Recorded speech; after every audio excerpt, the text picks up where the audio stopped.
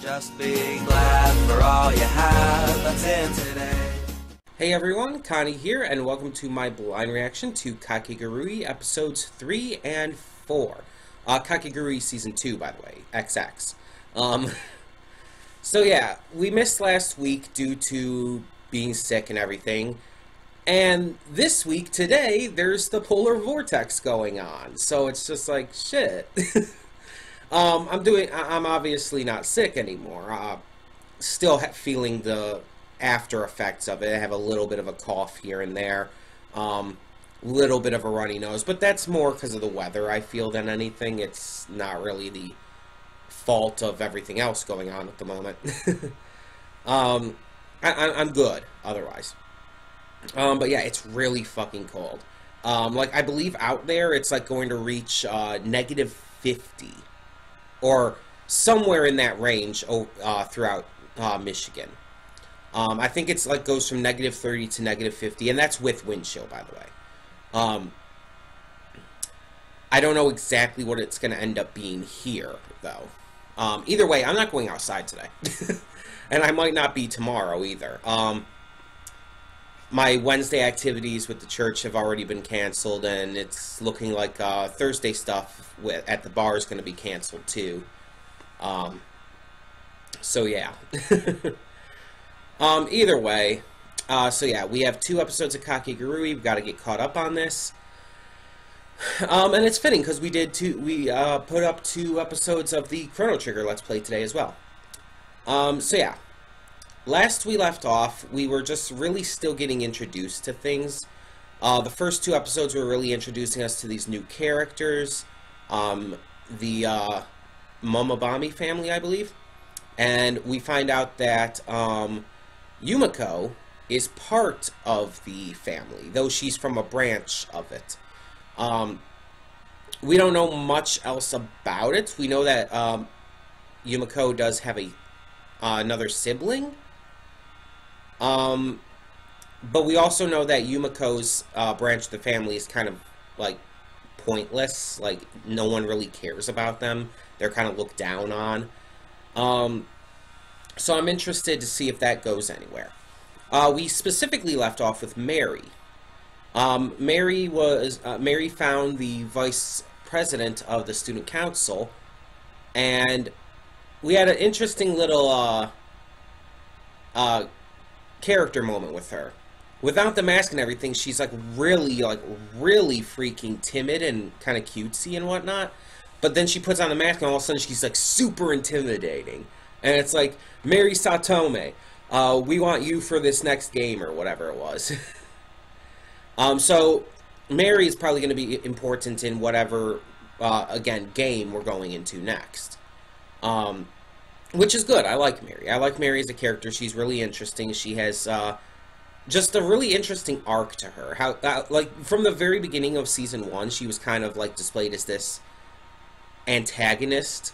But after Yumiko beat her and everything, she started teaming with them on occasion and everything. And it's like, she's kind of coming around. I wouldn't say she's, like, a full protagonist, but she's kind of somewhere in the middle ground. She'll work with them. That much is clear. When it suits her. But yeah, we finished things off with our first game, which was the finger guillotine. And what's-her-face, Crazy Lady, cheated by cutting the last 2 at once. It all ended up working out because the thing didn't even come down.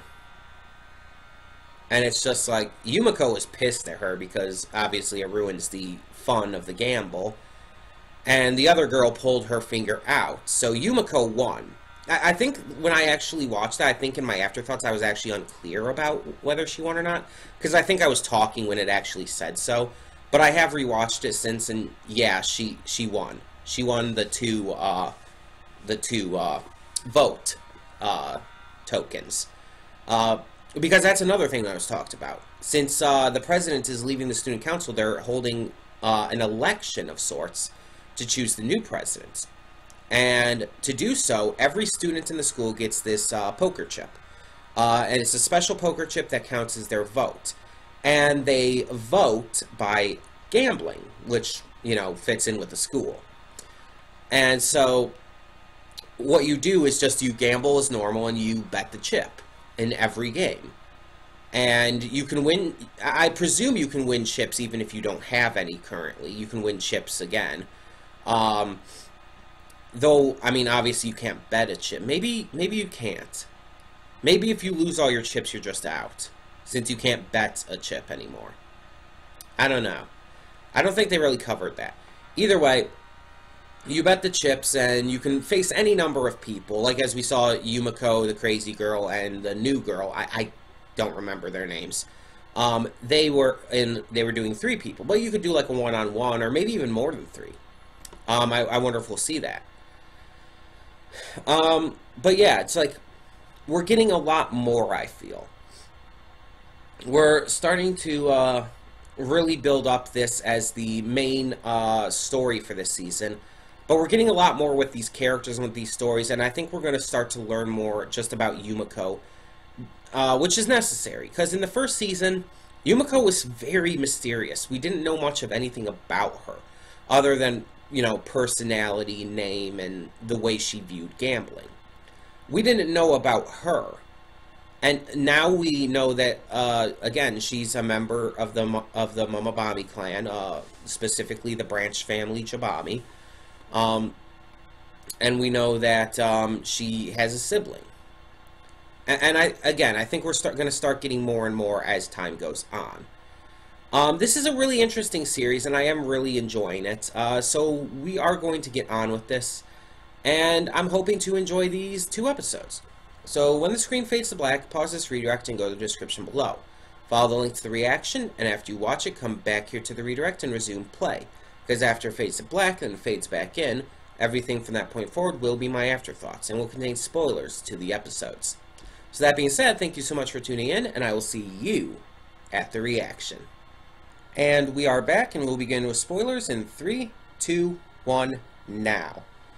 Okay, so I kind of have to wonder, like, I get the gambling thing and all, but even with this school, you would think, like, okay, can they really do that with, like, betting lives like that? To the point where, like, these girls actually legitimately poisoned Yumiko and everything. And, like, legitimately, that would be considered murder.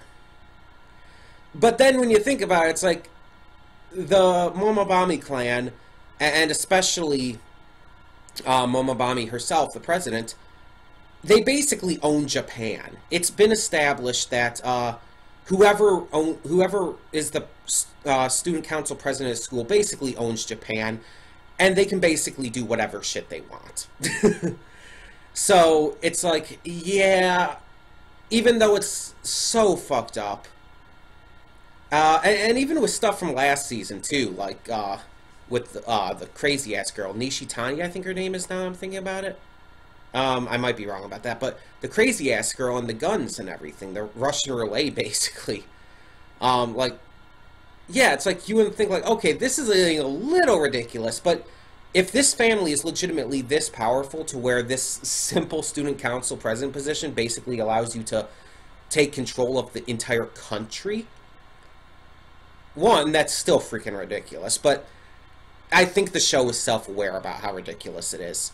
But also, that makes it a little more understandable, I guess.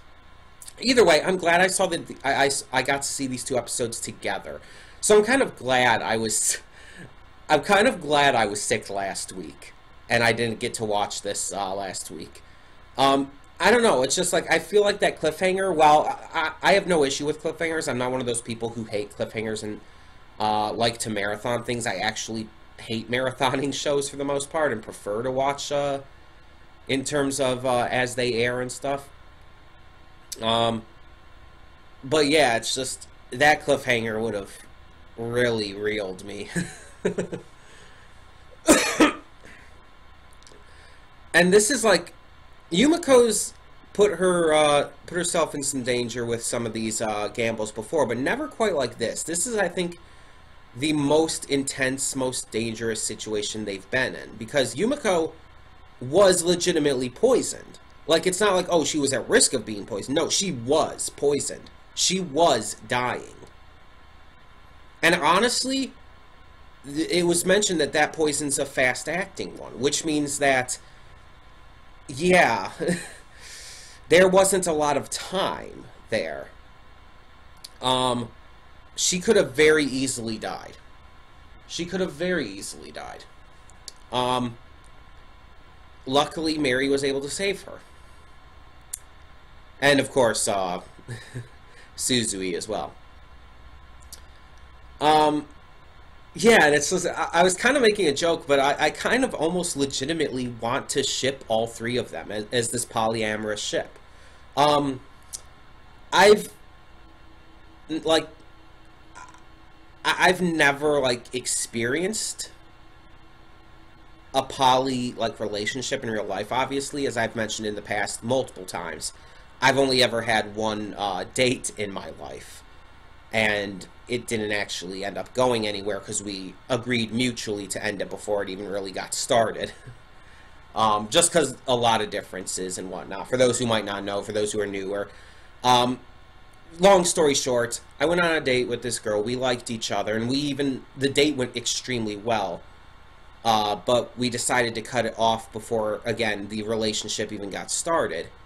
Because just there were a lot of differences that we felt would later down the road cause issues with the relationship, and that we would rather not want to do that to each other.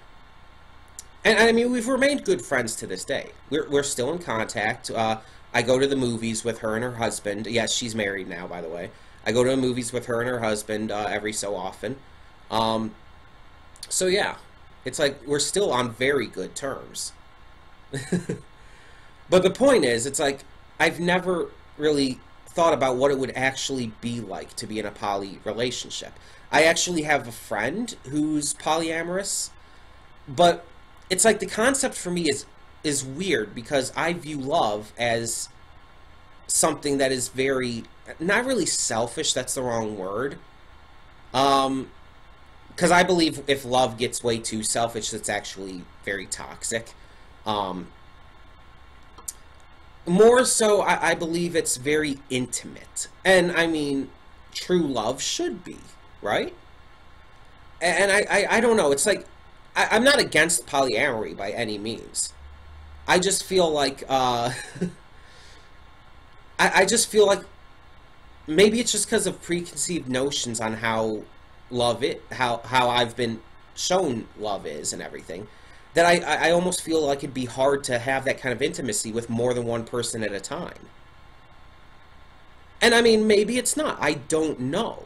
And I'm not going to judge anyone for being polyamorous, or especially if they are able to have that kind of intimacy with more than one person. And those people are able to do the same with them. I mean, I don't know. The thing is, it's always kind of, I don't know, I wouldn't say confused me, but it's always just kind of been there, and it's like, I've been wondering, like, how would this work? Just because, again, I haven't experienced it or anything. But I found myself a lot of times shipping multiple people in kind of this polyamorous ship. It's happened with MLP, with Starlight, Maud, and Trixie. It's happened, obviously, now here, with Yumiko, Suzui, and Mary. And it's happened a few other times, too, and it's probably going to keep happening. I have no issue with the concept of it. It's just, I've always just been, like, curious, I guess is the best way to put it, on how it would work, how it would all go down and everything. And I don't have answers. But, I mean, I know this is very minor, very small stuff to really focus so heavily on in these afterthoughts. Let's actually talk about these two new characters. So, two more members of the clan. And these two are inseparable. They are basically like sisters, despite being technically from two different branches of the family. They've been together their entire lives, and they're so close that they've even been able to read each other's facial tics, body language, all of that stuff, which is amazing, by the way. There used to be a television show. I forget what it was called. It was like this. It was kind of like this comedic crime drama. I think it was on USA Network. And it was kind of like that. It was about this guy who had the ability to analyze people based on facial tics, based on body language, the way their eyes moved, the way they moved their lips or nose or whatnot even. Just like the tiniest little details. And it was always just this really interesting concept, and it's like this is a thing that people can do.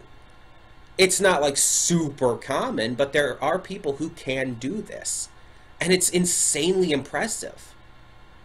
So to see these two both being able to do it with each other to the point where they're basically psychically communicating in a way, it's really cool.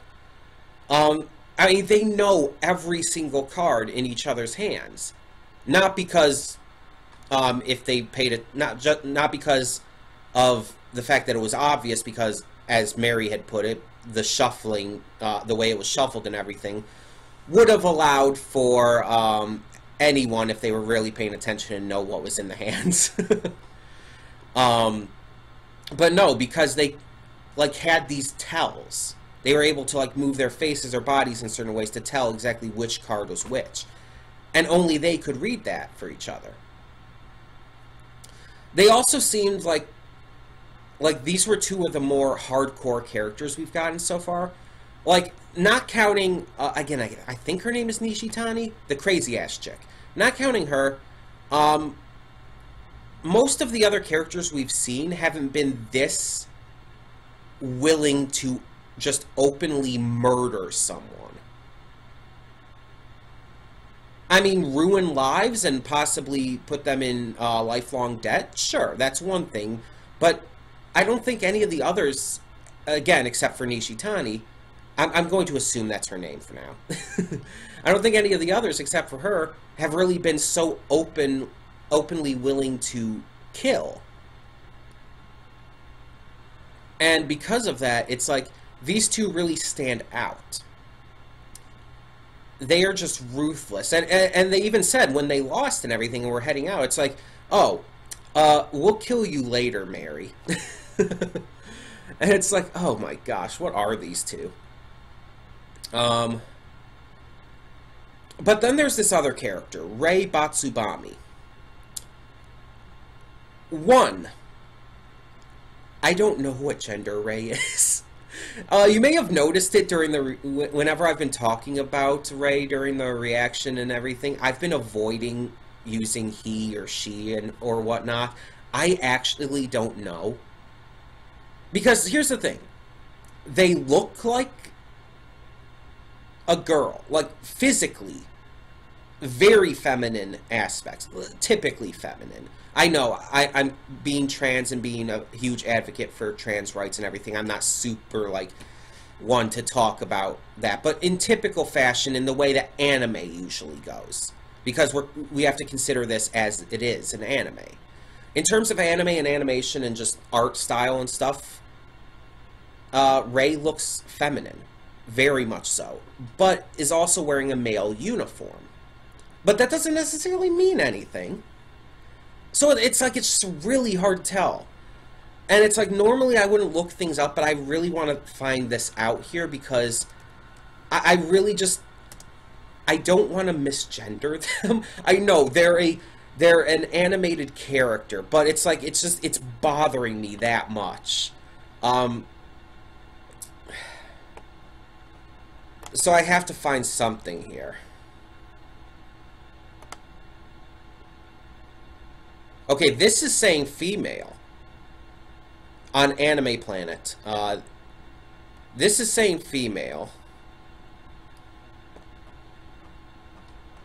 Let me double check just to be safe.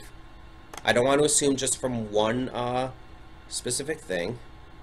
That's an image board. That doesn't help.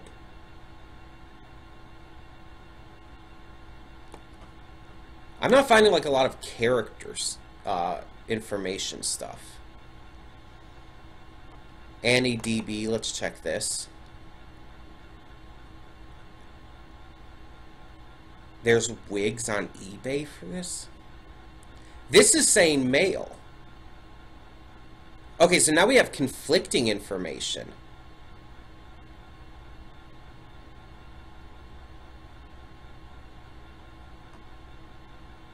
I don't know which of these sites would be more,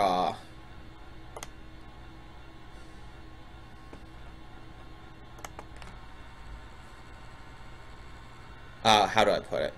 Would be more, reliable.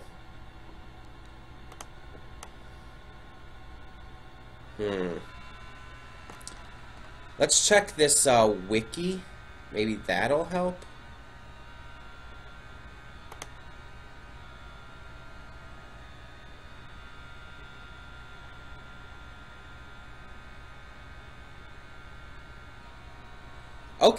Okay, so Rei Batsubami is an anime original character, too, so that's why I guess there's not a lot of info. Yeah, because there's 11 newcomers. One of the 11, the anime's first original character, Rei Batsubami, is designed supervised by the manga authors. So the creator of Kakegurui, the original creator, creators, I guess, or whatever, is actually, did actually help create this character for the anime. Maybe a character, like, they wish, looking back on it, could have put in it, maybe? But I'm not seeing a lot of actual information. So, because they're anime original, like, there's not going to be as much. But, yeah, there's already eBay stuff. It's like, what the hell?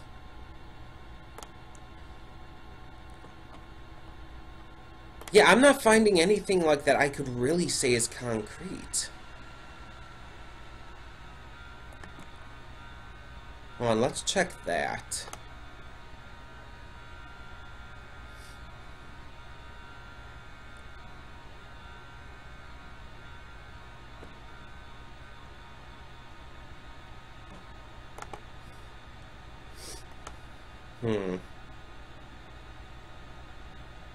Yeah, that just says the same thing.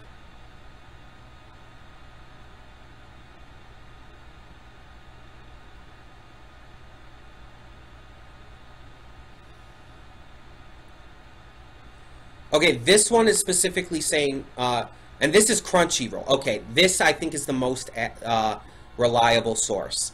Because I found this Crunchyroll article just talking about key visuals and stuff. And it says, Rei Batsubami is supervised by Homura Kawamoto, and her original design is provided by Toru Naomura, the people who worked on the manga. And it says, her original design. So, yeah, I have to assume at this point that Rei is female, then. There's a tweet here. Let me see if, it's in Japanese, so I have to translate it, but that can be done. Let me see if that will help give a little specific information.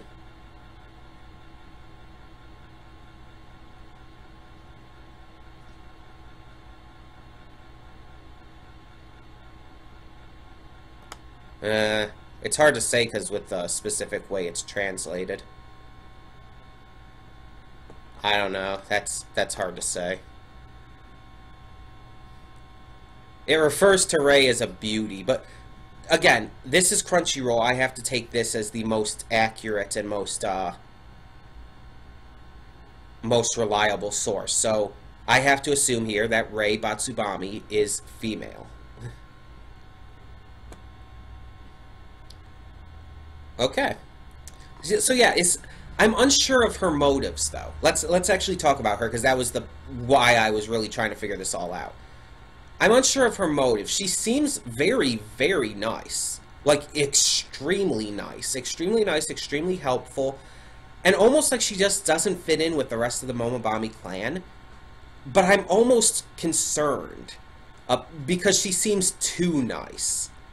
And I'm almost kind of concerned that maybe she's actually the most horrible, evil one there.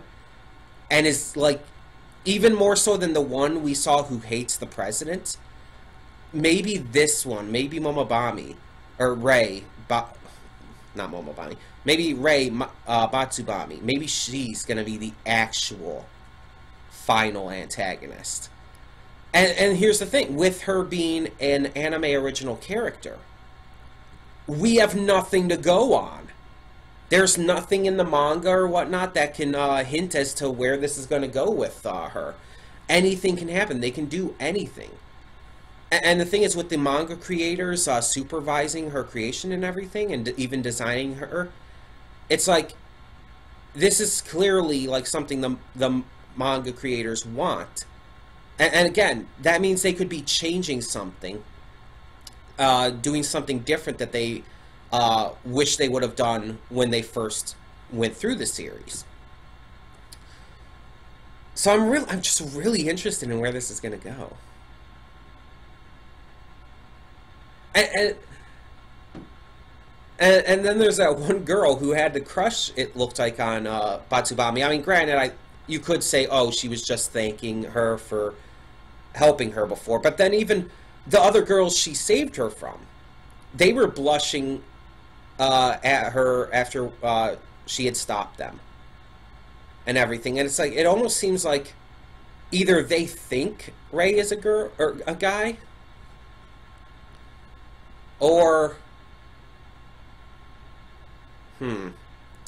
or they're just attracted to her. I mean, it could be either way. And I mean, I kind of hope with this series, I would kind of think, actually, even that I would actually kind of think that a same-sex relationship could be possible, because I mean, there's been clear baiting with that.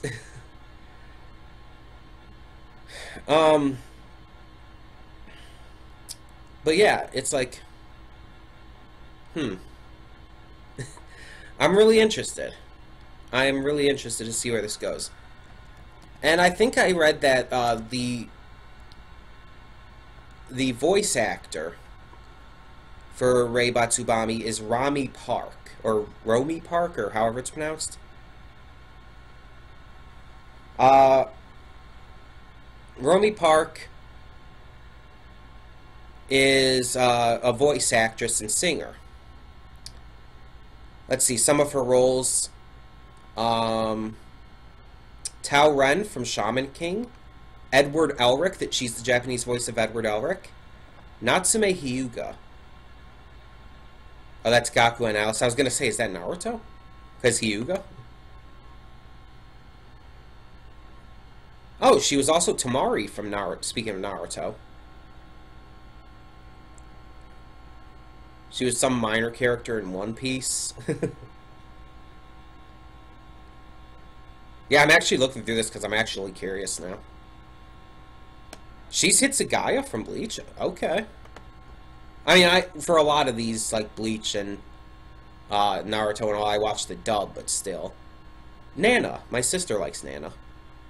I think I saw maybe an episode or two, but never got into it. But then again, that would have been a long time ago. Black Butler, Madam Red. I've seen only a couple episodes of Black Butler. I'm not sure who Madam Red is. Eve in Spice and Wolf 2. Who was Eve again? It's been a while since I watched Spice and Wolf, so I don't remember exactly who Eve was.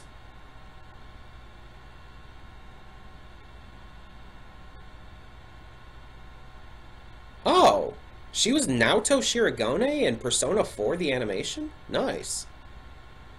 Naoto was one of my favorite characters in the Persona 4 anime. Zoe Hanji in Attack on Titan.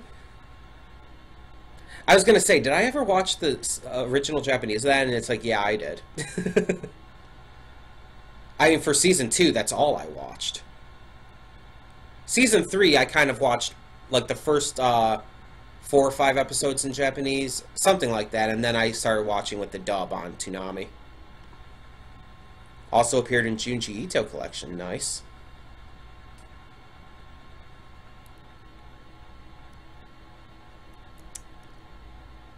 Yeah, a bunch of stuff.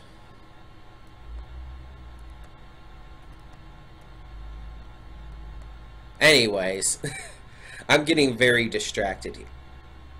And apparently she voiced Giorno Giovanna in a JoJo's Bizarre Adventure game for the PS1 and PS2 back in 2002. Wow. Hey, but yeah, I'm getting distracted. These afterthoughts are going on long enough. Yeah, I don't know what her goal is, and I didn't see the character. Maybe Rami Park isn't the voice actor. I don't even know.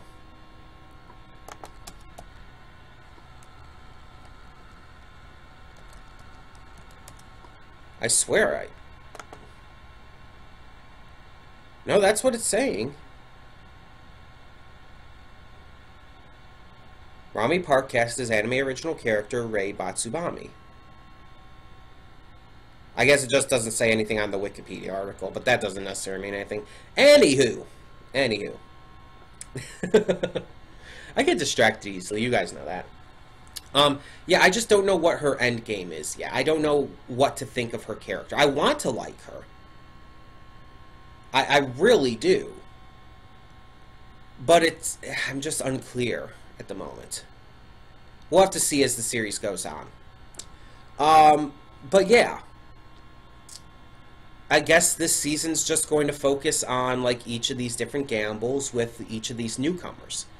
Which is obvious, it's just an obvious way to handle it all. I'm interested to see what some of them do. Like, there's that one punk-looking dude. I'm interested to see his style and everything. Because the thing is, they really need to be able to stand out. So far, the girl we had in the first gamble, she didn't really stand out that much. She wasn't that much of an interesting character. These two were, because, again, of their little body language reading and everything, as well as just how insane they were. But, yeah, they've got so many more characters now. Like, there's 9 other new characters they have to go through. Or 8. Yeah, because there's 11 new ones. Something like that. Maybe 7 if you don't count Rei.